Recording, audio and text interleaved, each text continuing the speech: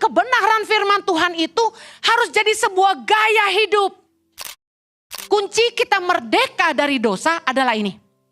Kita harus punya self motivation, keinginan yang kuat untuk bertumbuh dalam iman dan menghidupi kebenaran. Dikatakan tadi gini, sekarang kamu dengan segenap hati telah mentaati pengajaran yang telah diteruskan kepadamu. Satu hal supaya Anda bisa bertumbuh, Anda harus belajar. Beri dirimu dimuridkan, dimentor, makanya join komsel, komisi. Join Bible study, ada training of discipleship di TODIC dan lain sebagainya. Dengar khotbah sering-sering. Tapi nggak cukup itu makanan.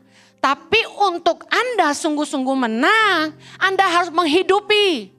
Firman yang Anda baca hanya punya daya ubah dalam hidupmu kalau Anda menghidupinya, katakan amin.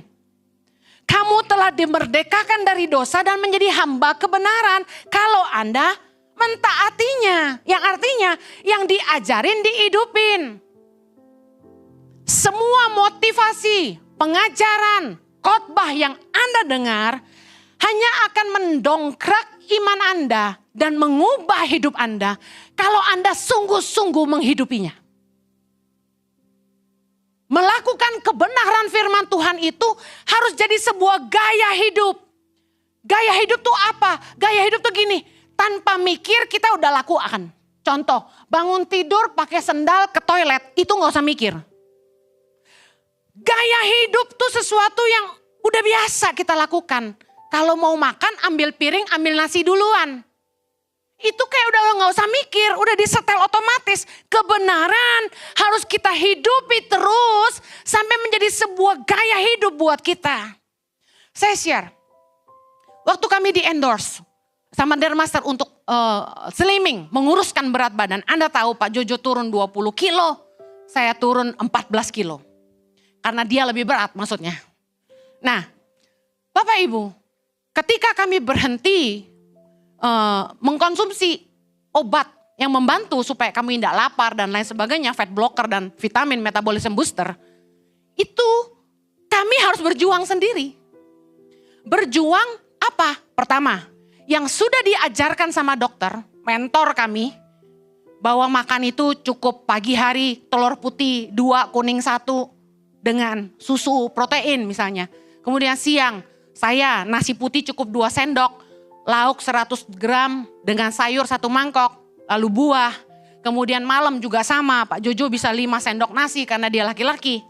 Nah, itu tuh waktu kami lakukan, selama di mentor, itu kita lakukan.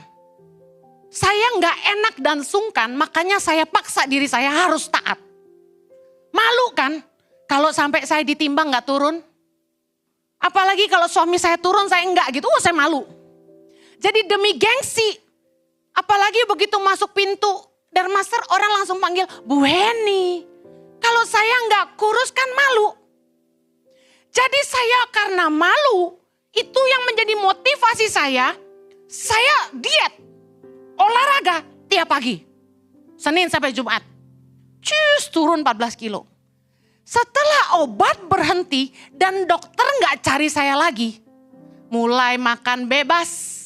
Mulai jurus bebas, mulai males olahraga dengan alasan.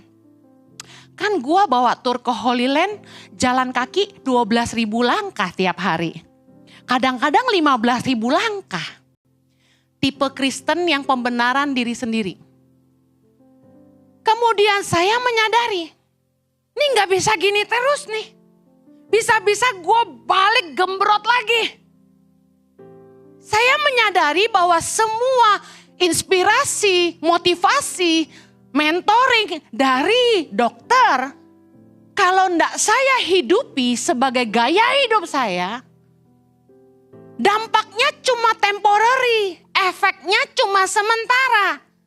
Begitu saya enggak ikutin apa yang diajarin, saya balik overweight lagi. Kemarin timbang naik 5,5 kilo, saudara.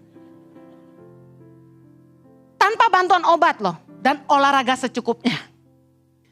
Saya mulai termotivasi lagi, gak bisa gini nih. Waktu sambil siapin khotbah ini Roh Kudus tegur saya. Jadiin gaya hidup. Sama dengan pelajaran kita hari ini.